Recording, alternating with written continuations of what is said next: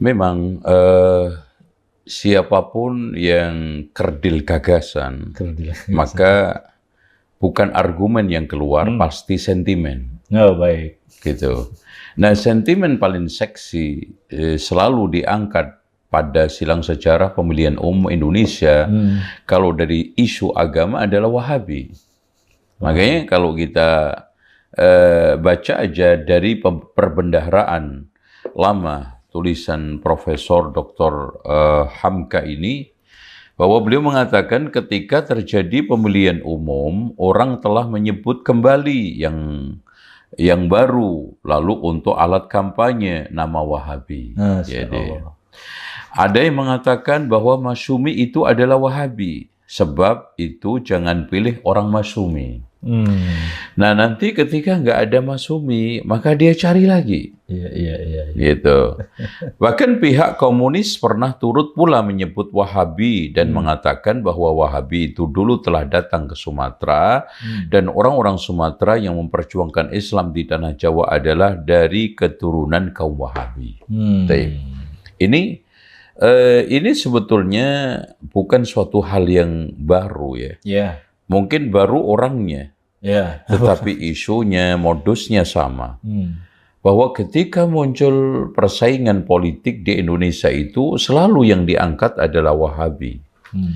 Isu agama paling seksi ya. Kalau kita bahas masalah isu ekonomi, isu sosial dan yang lainnya, saya tidak komentar. Isu agama itu selalu yang paling seksi adalah Wahabi. Dan bahkan itu bukan hanya diangkat pada masa pemilihan umum, bahkan kalau kita lihat di dalam buku ayahku ini, Haji Rasul dan yang tidak lain adalah ayahnya Hamka dituduh Wahabi juga karena melakukan beberapa hal, diantaranya melafadzkan niat ketika memulai sembahyang. Itu. Jadi dia tidak melafadzkan, tidak mengatakan usolli Wahabi. Ya. Kenduri di rumah orang kematian, yang tidak melakukan itu Wahabi.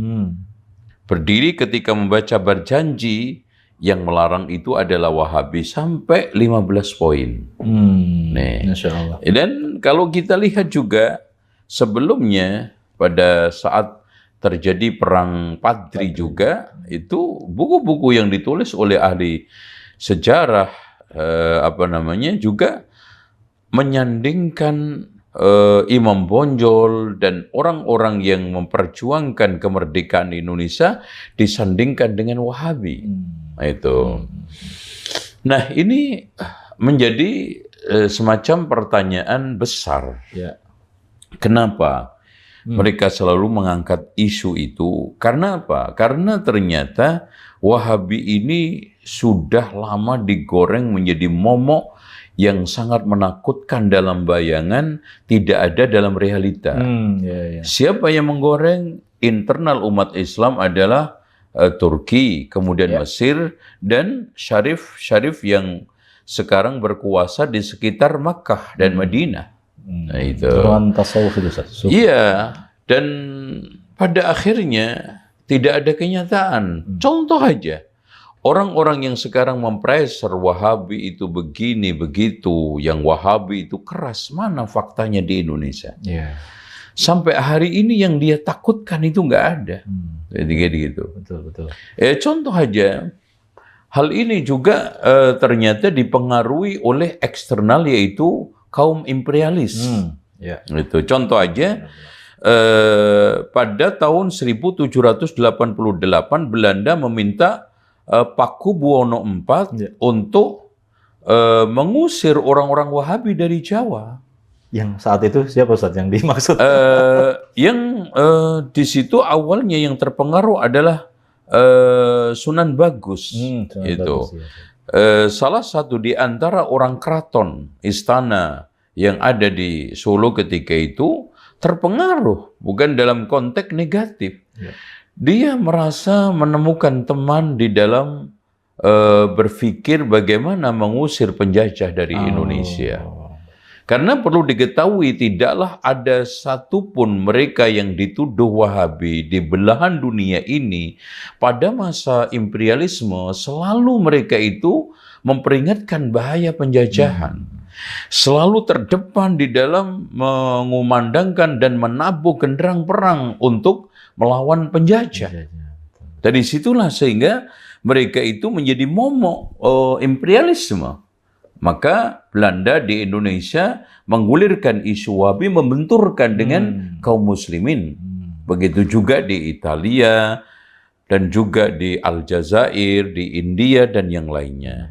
Nah, mungkin pada saat itu mereka gampang terusir karena mereka-mereka yang datang itu orang Arab. Gitu, ya. Nah, dekade berikutnya, kurang lebih tahun 1801 sampai 3, ini orang-orang pribumi sudah mulai terpengaruh dengan pemikiran ini, terutama di Sumatera Barat, kan gitu. Terutama tuanku Haji Miskin sama tuanku Haji Bobang. Dan akhirnya dia bisa menyebarkan, mengkaderisasi orang-orang yang memiliki pemikiran Islam yang militan itu adalah Tuan Kunan Renceh. Ya, perjuangannya begitu dahsyat ya, dan akhirnya inilah yang mengilhami, mempengaruhi Imam Bonjol pada akhirnya. Ya, mengumandangkan perang pada tahun-tahun setelahnya, tidak jauh dari tahun itu. Nah, makin tidak bisa terbendungkan lagi. Makanya makin gencar dan deras tuduhan Wahabi ketika tokoh-tokoh sentral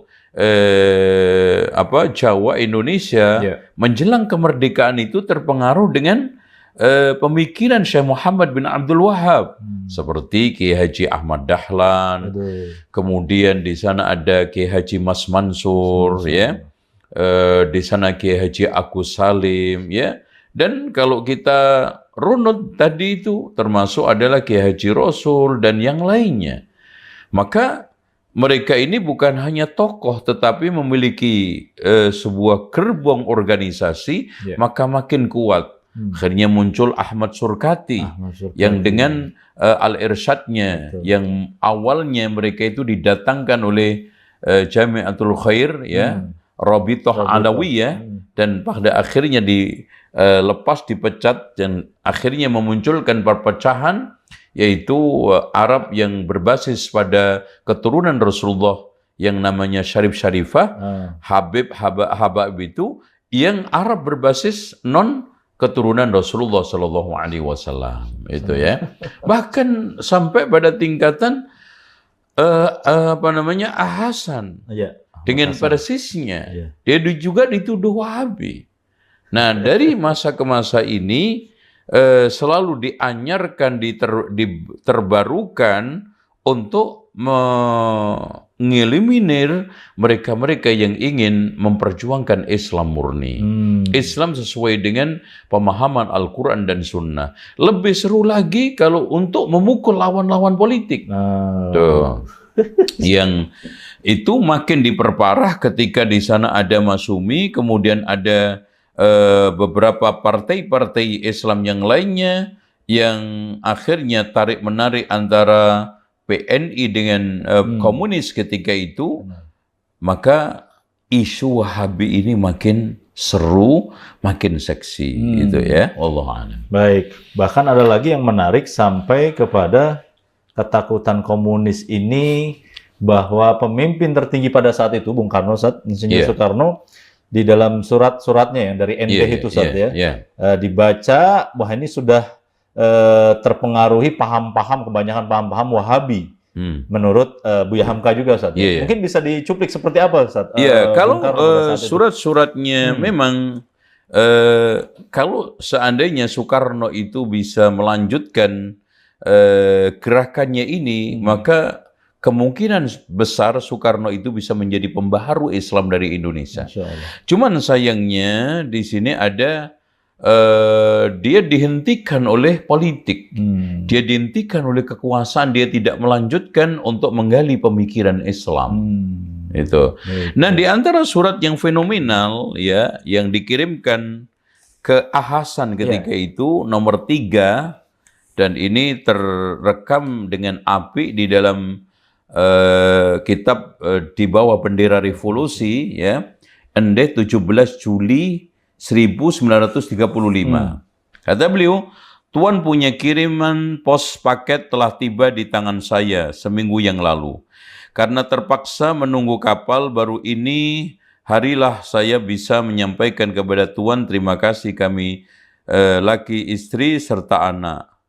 Ya, biji jambu mede menjadi gayeman seisi rumah. Di Endeh ada juga jambu mede, tapi violetnya liar, rasanya tak nyaman. Maklum belum ada orang yang menanam varietet yang baik. Oleh karena itu, maka jambu mede ini menjadikan pesta saya punya mulut sendiri tak berhenti-henti mengunyah. Buku yang Tuan kirimkan itu segera saya baca, terutama soal jawab. Adalah suatu kumpulan jawahir-jawahir. Banyak yang tadinya kurang terang, kini lebih terang, alhamdulillah. Saya belum ada Bukhari dan Muslim yang bisa baca. Betulkah belum ada Bukhari bahasa Inggris? Saya pentingkan sekali mempelajari hadis, oleh karena menurut keyakinan saya yang sedalam-dalamnya, sebagai yang sudah saya tuliskan sedikit di dalam salah satu surat saya yang terdahulu, dunia Islam menjadi mundur oleh karena banyak orang jalankan hadis dhaif dan palsu. Nah, ini kan? Karena hadis-hadis yang demikian itulah, maka agama Islam menjadi diliputi oleh kabut-kabut kekolotan, ketahayulan, bid'ah-bid'ah, anti-rasionalisme, dan lain-lain. Padahal tak ada agama yang lebih rasional dan simplistis daripada Islam.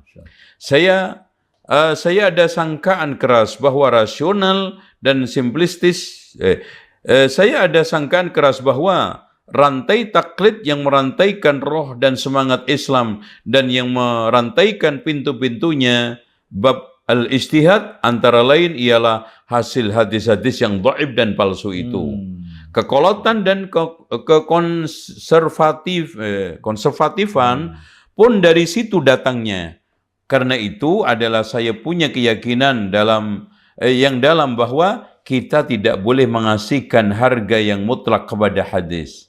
Walaupun menurut penyelidikan bernama sahih, ya, dan seterusnya. Dan akhirnya dia mengatakan, tak bisa absolut hanyalah kalam ilahi. Benar atau tidakkah pendapat saya ini? Dia ingin cross check, ingin mendapatkan satu masukan dari Hasan. Di dalam daftar buku saya baca Tuan dan sedia Jawahirul Bukhari. Kalau Tuan tiada keberatan, saya minta buku itu. Niscaya di situ banyak pengetahuan pula yang saya bisa ambil. Dan ini merupakan satu pernyataan tekstual saya baca. Jadi akhirnya dia mengatakan, saya ada keinginan pesan dari Eropa. Kalau Allah mengabulkannya dan saya punya Mbak Yu suka membantu uang harganya, bukunya Amir Ali, The Spirit of Islam. Baikkah buku ini atau tidak?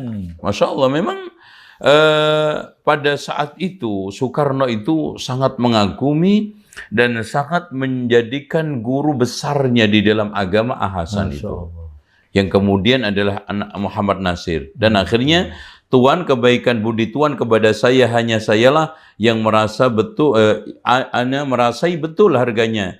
Saya kembalikan kepada Tuhan. Alhamdulillah, segala puji kepadanya. Dalam pada itu kepada Tuan 1000 kali terima kasih. Ini fakta bahwa Soekarno sendiri itu mengagumi pemikirannya Syekh Muhammad bin Abdul Wahab. Pemikiran-pemikiran yang membangunkan ijtihad. Pemikiran-pemikiran yang bisa memecah kebekuan jumud dan kebekuan tahayul, khurafat, serta bid'ah. Dan ini banyak sekali kalau kita baca beberapa surat yang dikirimkan kepada Hasan, ini hanya saya cuplikan saja, itu ya. Bagaimana beliau ingin memperdalam Islam lewat Sahih Bukhari dan Muslim, yang itu adalah otentik sumbernya, itu asli sumbernya, dan dia tidak mau sama sekali berislam dengan hadis yang dhaif dan palsu. Dan Soekarno paham sekali bahwa hadis dhaif dan palsu inilah yang menjadi sumber kekacauan di dalam beragama.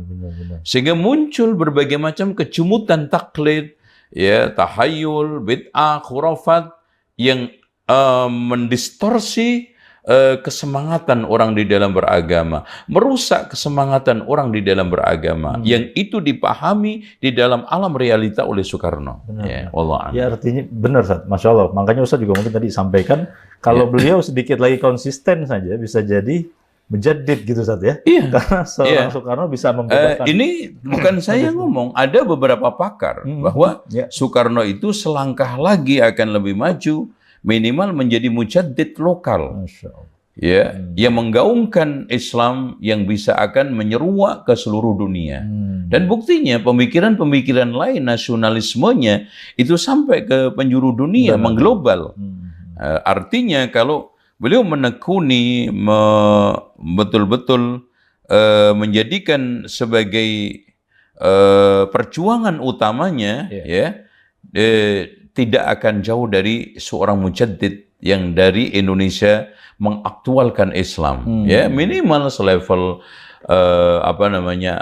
selevel Hasan, minimal selevel Kiai Haji Ahmad Dahlan, selevel Muhammad Nasir dan yang lainnya, bahkan mungkin lebih daripada itu, wallah. Nah, itu jugalah yang memang dikhawatirkan oleh penjajah, ya Ustaz, ya, bahwa di setiap negara kalau ada seorang tokoh atau penduduk yang di situ memang dia tercemar oleh paham Wahabi, maka penduduk ini akan menentang penjajah.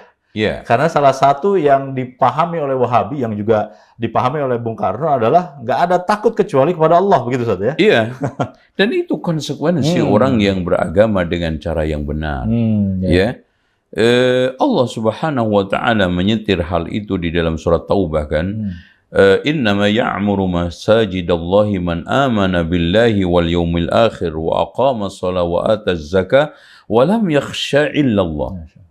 Jadi walam yakhsha illallah ini merupakan satu outcome utama daripada orang itu beragama sungguh-sungguh sesuai dengan Al-Quran dan Sunnah menurut pemahaman salaful ummah. Inilah yang mendorong para pejuang yang ada di Palestina itu tidak takut mati. Dan bahkan antum lihat bagaimana mereka itu berperang dengan jarak titik nol. Ya? Karena apa? Tidak ada yang ditakuti kecuali Allah. Tidak ada sesuatu kematian yang sekarang ini menakutkan di hadapan dia. Begitu juga siapapun, termasuk Syekh Muhammad Ibnu Abdul Wahab, pejuang-pejuang yang ada di India, termasuk juga Imam Bonjol dan juga teman-temannya di Sumatera. Termasuk juga nanti kita akan bahas adalah Pangeran Diponegoro. Terlepas beliau tidak terpengaruh dengan pemikiran Muhammad bin Abdul Wahab atau Wahabi, dan itu ditegaskan setegas-tegasnya oleh Peter Carey. Tapi ketika keislaman itu sudah menjadi bagian daripada roh spirit dia, maka tidak ada yang ditakutkan kecuali Allah Subhanahu wa Ta'ala. Dan itu terbukti dari berbagai macam pernyataan Pangeran Diponegoro di dalam babat Diponegoro itu. Benar-benar.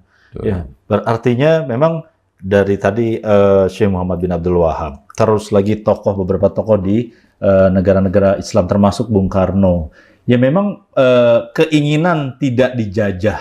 Ya, apalagi mungkin kalau kita nyetir saudara-saudari kita yang di Palestina, ya Ustaz, ya. Mereka kan katanya pakai hadis ribat, ya Ustaz, ya. Menjaga perbatasan, menjaga tanah kami, tanah kelahiran kami. Boleh itu Ustaz, kan? Ya, seperti itu dasarnya. Sebetulnya mereka itu kan ad-difa', ya. Innallaha yudafi'u 'anil ladzina amanu. Dan Allah akan membela, akan melakukan satu usaha bagaimana membentengi, menjaga, kan gitu. Dan itu sah. Karena ini termasuk jihad defensif. Jadi mempertahankan tanah air, harkat, martabat, kesucian, kehormatan, terutama Islam. Dan ini yang dikumandangkan juga oleh Pangeran Diponegoro. Ini dikumandangkan oleh Imam Bonjol. Jadi membela harkat martabat serta kedaulatan bangsa dengan perang suci di atas landasan keluhuran agama. Jadi pertamanya adalah kunci utamanya adalah keluhuran agama itu yang mendorong, memotivasi, melandasi niat-niat tekad-tekadnya itu. Nah, itu ya. Kalau boleh dikutip Ustaz, hadisnya gimana Ustaz yang menjaga perbatasan itu Ustaz? Di sana ada hadis Rasulullah sallallahu alaihi wasallam bahwa isbaghul wudu' 'indal makarih, ya. Wa kasratul khuta ila al masajid, ya, wa intidharu sholati ila shalah fadzalikumur ribat, ya. Menyempurnakan wudhu ketika saat tidak menyenangkan, kemudian memperbanyak langkah menuju ke masjid, dan menunggu sholat dari sholat satu ke sholat lain, itu ada fadzalikumur ribat. Itu adalah sama dengan pahala ribat. Ribat itu apa? Menjaga perbatasan kaum muslimin supaya tidak direbut, dikoyak oleh musuh. Dan Rasulullah Shallallahu Alaihi Wasallam juga mengatakan secara umum, al-qatlu fi sabilillah yukaffiru kulla syai'in ila dain. Terbunuh di medan perang bisa menghapus segala sesuatu kecuali utang. Ya, ini secara umum. Dan di sana ada hadis Rasulullah Shallallahu Alaihi Wasallam, ada seorang yang mempersiapkan kudanya dan senjatanya di samping perbatasan ini negara Islam. Setiap saat dia itu melihat, merasakan ada gerakan, ya, gelagat musuh ingin masuk, maka langsung dia pacu kudanya. Itu. Ini adalah kuda yang terbaik di jalan Allah Subhanahu wa taala. Wallahu a'lam. Ya, artinya sah, dan itu juga mungkin Ustaz yang menjadi motivasi para pejuang-pejuang yang ingin memajukan bangsa dan negara gitu. Ya, dengan dasar tokoh-tokoh yang tadi dan seterusnya. Nah, cuma dibelokin bahwa saya nggak setuju kan dengan faktor X, kan di belakangnya itu gerbong Wahabi, apalagi ada tendensius tadi yang Ustaz sampaikan. Saya selalu diasingkan atau dicemarkan atau dicibirkan oleh Wahabi. Intinya sebenarnya ini akar fitnahnya di mana? Apakah mereka juga nggak merasakan sejarah Wahabi yang? Ya, sebetulnya statement bahwa saya dimusuhi, saya direndahkan atau apapun istilahnya oleh Wahabi, itu di mana? Kita tidak pernah ngurusin orang per orang. Yang kita urusin adalah ajaran. Yang lurus kita jelaskan lurus sesuai dengan dalil, yang menyimpang kita katakan menyimpang sesuai dengan dalil. Kalau itu yang dimaksudkan komen-komen netizen di di sosmed, itu tidak mewakili. Dan itu juga tidak semuanya Wahabi yang komen. Mungkin Anda yang terlalu menyimpang dikomenin orang-orang yang sekarang ini kebetulan Hanif, meskipun belum belajar, atau dia itu sedang hijrah, atau mungkin yang lainnya. Itu ya. Jadi jangan GR dulu lah ya, bahwa seakan-akan tokoh besar level ini kemudian Masya Allah dimusuhi Wahabi. Di mana? Kita nggak pernah menyodok satupun nama tokoh. Di dalam pertemuan-pertemuan kita, berkali-kali kita diskusi, podcast, dan juga bagaimana kita itu mencoba mengungkap sejarah. Itu kalau seandainya kita sebut nama tokoh, itu di dalam konteks sejarah. Di dalam konteks itu bagian daripada alur silang sejarah yang harus kita sampaikan ke publik. Tapi kalau menyerang, menjelekkan, apalagi masalah privat masing-masing, cek aja. Di mana ada itu di video-video saya umpamanya, atau ustadz lain yang mereka tuduh Wahabi, mana? Itu kan gitu. Wallahu a'lam. Nah, pertanyaan selanjutnya begini, Ustaz. Apakah ketakutan mereka ini disebabkan kepada ini Wahabi juga suka berpolitik praktis loh. Wahabi itu berpolitik praktis gak sih, Ustaz? Ya, inilah yang saya juga aneh kepada pihak-pihak yang menggulirkan isu Wahabi. Wahabi ini partai politik enggak, ormas tidak, kepengurusan enggak ada, pucuk pimpinan siapa? Ketua umumnya siapa? Tanfidiyahnya siapa? Ketua majelis syuranya siapa? Nggak ada. Ya, kita ini adalah orang per orang yang mengampu kajian dari masjid ke masjid sehingga punya jamaah. Tidak lebih daripada itu. Jamaah-jamaah yang kita jangkau, baik itu lewat masjid, lewat tabligh, lewat seminar, itu akhirnya berubah pemahamannya. Dan alhamdulillah, gitu. Tidak lebih daripada itu. Dan kita tidak pernah mengarah-arahkan. Ya, apalagi paslon 01, 02, 03. Apalagi sekarang kita menjadi bagian curkam. Enggak juga. Ya, anehnya yang dituduh Wahabi itu juga kadang-kadang suka tahlilan yasinan. Iya kan gitu. Itu aneh. Masih belum diakui juga. Iya, kan gitu. Nah, sekarang begini, Ustaz. Pandangan Ahlus Sunnah wal Jamaah atau mereka juga sering mengatakan Wahabi. Sebenarnya politik di dalam Islam itu seperti apa, Ustaz? Yang baik. Sebetulnya politik ada di dalam Islam, ada. Pertanyaannya, ada nggak Islam di dalam politik sekarang? Islam dalam politik sekarang. Nah, itu dulu.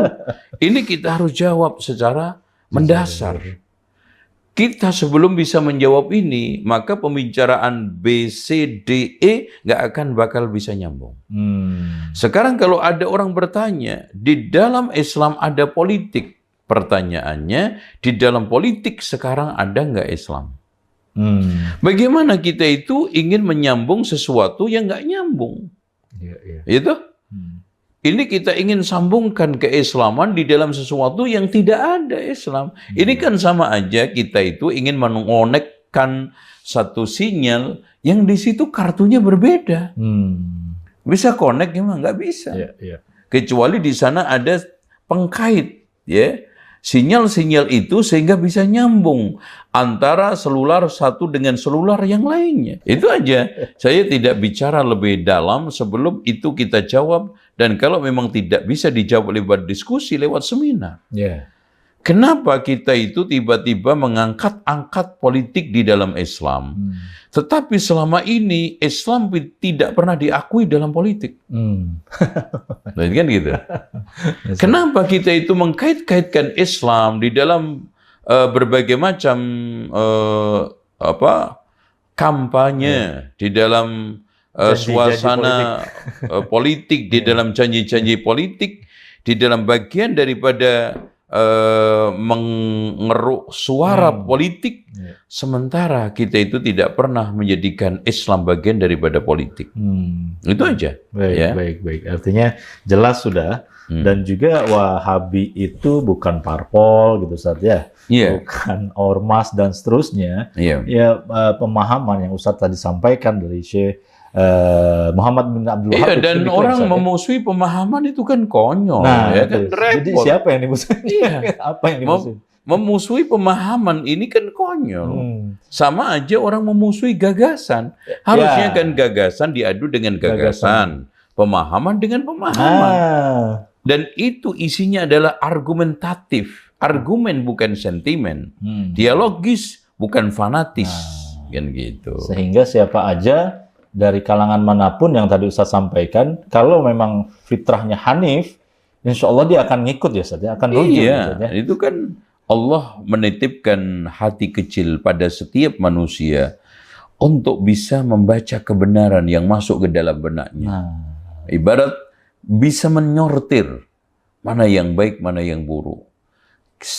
Ketika wa'idullahi ta'ala fi qalbi kulli mu'minin, itu disebutkan dalam hadis Rasulullah itu, didasari atas akal yang sehat, fitrah yang lurus, maka insya Allah wa'idullahi ta'ala fi qalbi kulli mu'minin itu akan memancarkan satu kekuatan untuk mengatakan yang hak adalah hak. Nggak bisa tutup. Iya, makanya Rasulullah SAW mengatakan kan, idza dakhala nurul qalban fasakha wa syarah. Ketika cahaya itu sudah masuk ke dalam hati itu akan lapang, jiwa akan tenang. Gitu kan gitu. Makanya dialognya Heraklius dengan Abu Sufyan, bagaimana pengikutnya Muhammad ya makin hari makin banyak. Ya. Apa katanya Heraklius? Begitulah iman ketika sudah masuk ke dalam, merasuk ke dalam hati yang paling dalam. Jantung hati itu. Anehnya, kita mau coba menutupi, itu kan haknya Allah saja, berikan hidayah gitu ya. Menutupi dengan bungkus Wahabi lalu dipolitisasi lagi kan gitu. Iya, ini orang nggak punya gagasan, orang nggak punya ide, orang yang nggak mandul dalil, itu pasti sentimen yang diangkat, bukan dalil. Coba kita dialog terbuka dengan satu data kalau memang sejarah, kalau pemikiran dalil, kalau memang itu gagasan adalah empirik, bukti-bukti yang ada di dalam lapangan, ayo kita sampaikan. Kan masing-masing ada kitab. Benar. Kitab bisa pakai kitab yang dikaji di pesantren, kitab yang ada di perpustakaan. Kalau sejarah, data sejarah, baik yang Islam maupun umum, kita buktikan aja. Gitu kan gitu. Betul. Artinya pemahaman ini bebas kemana saja dan bukan untuk dibentur-benturkan gitu saja. Bukan dianti-antikan gitu. Iya, pemahaman itu nggak bisa dimusuhi. Pemahaman itu hanya bisa diadukan argumen dengan pemahaman lain, dengan dalil yang kuat, dengan teori yang kuat, maka insya Allah itu akan menang. Lah kalau sekarang otot-ototan itu namanya dalilut. Kalah dalil nanti akhirnya gelut. Nanti mana yang kuat ototnya, mana yang kuat suaranya itu yang menang, mana yang banyak ngomong yang menang. Lah itu yang repot kalau gitu. Itu mah dalil kerudukan ya. Tuh, ya. Baik. Pemirsa sangat menarik. Nah, di penghujung kita minta beliau untuk nasihati kita semua, itu termasuk para tokoh-tokoh lah, untuk menjaga nih Ustaz, kondisi itu kan hajatnya enggak lah gitu ya saja pemerintah negara, tapi mohon agama ini dijernihkan. Nah, kita minta Ustaz dan juga beliau selaku pakar nilai-nilai wasatiyah, nilai-nilai apa yang terkandung sekaligus kita coba simpulkan Ustaz. Silakan Ustaz. Iya, taib. Bahwa di dalam masalah kaitannya dengan nilai wasatiyah, kita di dalam menilai kita itu harus objektif. Wasat. Ya. Wa kadzalika ja'alnakum ummatan wasata. Wasat itu, tengah itu puncak, seperti puncak gunung. Kita melihat ke lereng kanan, lereng kiri dengan dasar dalil, dengan dasar ilmu, dengan dasar argumen. Ya, kita tidak perlu mencibir. Sehingga seakan-akan mengesankan bahwa Wahabi yang itu notabene kata mereka itu didirikan oleh Muhammad bin Abdul Wahab, momok. Sementara kalau kita sekarang baca aja siapa itu Syekh Muhammad bin Abdul Wahab kan? Ya, Bismillahirrahmanirrahim. Ini kitab sumber asli Ad-Durar As-Saniyah fil ajwibati an-najdiyah. Dia mengatakan min Muhammad ibnu Abdul Wahab ila man yasilu ilaihi minal muslimin. Ini nasihat beliau. Betul. Bahwa ini adalah risalah dari Muhammad bin Abdul Wahab yang ditujukan kepada siapapun yang nyampe risalah ini kepada mereka. Dan mudah-mudahan nyampe lewat dialog ini. Amin. Assalamualaikum warahmatullahi wabarakatuh wa ba'd. Ukhbirukum anni walillahil hamd aqidati wa dini alladhi adinullah bihi. Saya akan kabarkan, akan sampaikan kepada kalian, alhamdulillah, akidah saya, agama saya, yang saya beragama atas nama Allah, dengannya madhabu ahli sunnati wal jamaah. Insyaallah. Jadi terlepas sekarang pemahaman-pemahaman yang ada, perbedaan yang ada. Di Indonesia saja yang mereka mengaku aswaja berbeda pendapat. Betul. Itu toh? Benar. Itu. Sekarang yang sekarang mengklaim dirinya itu sudah berakidah ahli sunnah wal jamaah juga berbeda pendapat. Benar. Ya, alladzi alaihi a'immatul muslimin. Ya, yang dipegang teguh oleh a'immatul muslimin, para pemimpin muslimin. Mithlul a'immatil arba'ah. Jadi Syekh Muhammad bin Abdul Wahab mengakui madhab Hanafi, madhab Maliki, madhab Syafi'i, madhab Hambali. Ya, mithlul a'immatil arba'ah. Apanya yang sekarang ini kita peringatkan ke umat, hati-hati Wahabi. Beliau nggak mengklaim saya Wahabi gitu. Udah nggak mengklaim, seandainya yang dituduh itu benar Syekh Muhammad bin Abdul Wahab, salahnya di mana? Dia mengatakan akidahku, agamaku, yang saya beragama atas nama Allah, saya sampaikan madhabu ahli sunnati wal jamaah alladhi alaihi a'immatul muslimin wa mithlul a'immatil arba'ah wa adba'ihim ila yaumil qiyamah. Masya Allah. Jadi artinya sampai wafatnya beliau di atas akidah ini. Walakinni bayyantu linnas ikhlas ad-dini lillah. Akan tetapi saya menjelaskan kepada manusia ikhlasnya beragama karena Allah. Wa nabbahtuhu wa nahaytuhum an da'watil anbiya'i wal amwat. Saya hanya melarang orang itu berdoa kepada Nabi, kepada orang mati. Minas solihinnya dari orang-orang soleh. Wa ghairihim. Dan dari selain mereka. Wa an isyrakihim fima ya'budullah bihi. Dan saya peringatkan kesyirikan mereka di dalam beribadah mereka kepada Allah. Minad dhabhi di dalam penyembelihannya. Wa nadhri di dalam nadarnya. Wa tawakkul di dalam tawakalnya. Wa sujud dalam sujud. Wa ghairu dhalika mimma huwa haqqullahi ta'ala. Dan itu semuanya adalah hak Allah. Alladzi la yusyrikuhu fihi. Ya, malakun muqarrabun ya. Biarpun seorang malaikat muqarrabun wala nabiyyun mursal huwa alladzi da'at ilaihi rusul min awwalihim ila akhirihim. Artinya dakwahnya para rasul dari awal sampai akhir semuanya. Walaqad ba'atsna fi kulli ummatin rasulan an i'budullaha wajtanibut taghut wa huwa alladzi 'alaihi ahlu sunnati wal jamaah. Wallahu a'lam. Masya Allah. Itu. Jadi ini kitab otentik dan kita sudah memiliki kaidah. Kalau kita itu ingin membongkar pemikiran seseorang, ambil rujukan sumber aslinya, jangan dari lawannya. Nggak nemu otentiknya nanti. Otentik keasliannya tidak akan dapat. Itu yang saya pesankan. Jadi Syekh Muhammad bin Abdul Wahab sama mbah-mbahnya yang bicara itu, ya beliau juga udah ngakui lebih dulu Ustaz ya bahwa Ahlus Sunnah wal Jamaah begitu. Iya. Ini kan di Syekh Muhammad bin Abdul Wahab itu kan hidup di awal-awal abad 18. Yang ngomong ini kan abad 19, 20 kan gitu. Lebih awal. Kenapa mereka tidak mencoba untuk mengcompare? Mereka mencoba untuk bersikap objektif, memandang dari semua sisi. Bahwa sebetulnya Muhammad bin Abdul Wahab ini pemikirannya kayak apa? Ayo kita tengok dari sumber aslinya. Dari kitab-kitab yang dia tulis. Dan itu kaidah dimanapun. Seorang peneliti yang benar adalah selalu mencari rujukan primer. Nah, itu kan gitu. Dia pelaku sejarah. Bukan sekarang ini sekender aja tidak, yaitu apa? Buku-buku yang ditulis oleh lawan Syekh Muhammad bin Abdul Wahab. Dimanapun kita kalau mengambil rujukan itu dari lawan, seseorang tidak akan mendapatkan objektivitas yang utuh, kan gitu. Betul. Itu. Ya. Beliau berarti juga tidak mendirikan mazhab kelima kan, Ustaz? Ya ada. Dia mengatakan a'immatul arba'ah. Udah. Dan dia tidak mengatakan anal khamis. Ana yang kelima enggak.